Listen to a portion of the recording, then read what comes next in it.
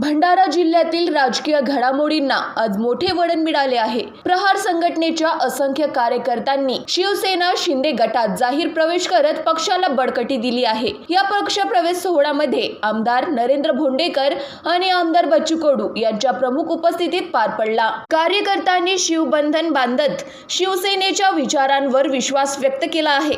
आगामी राजकीय समीकरणांच्या पार्श्वभूमीवर या पक्ष प्रवेशाकडे विशेष महत्त्वाचे पाहिले जात असून भंडारा शिवसेना शिंदे गटाची ताकद आणखी वाढल्याची चर्चा रंगली आहे। विधानसभेचा आमदार निवास पूर्ण ताब्यात घेतला। ते बावनकुळे आले, आश्वासन दिलं, हवेत मुरलं। यांच्या शब्दावर विश्वास ठेवावा का नाही ठेवावा?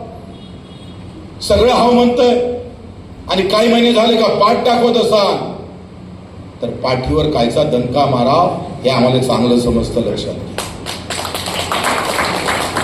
सामान्य माणसाचा आवाज शिवसेना झाली पाहिजे, निश्चित आम्हाला अपेक्षा आहे। त्याच्यापेक्षा वेगानं काम झाल्याशिवाय राहणार।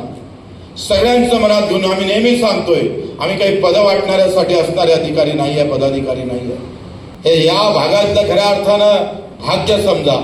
काय आम्ही मदागीतात काय आमच्या व्हाचा, अक्षयाचा, अधिक पुनियाचा, अंकुशाचा, वो तबकी बात। अब एक जगह अगर बैठे हैं तो फेमिकॉल के जोड़ के साथ ही बैठेंगे। ताकद न लढू आपण।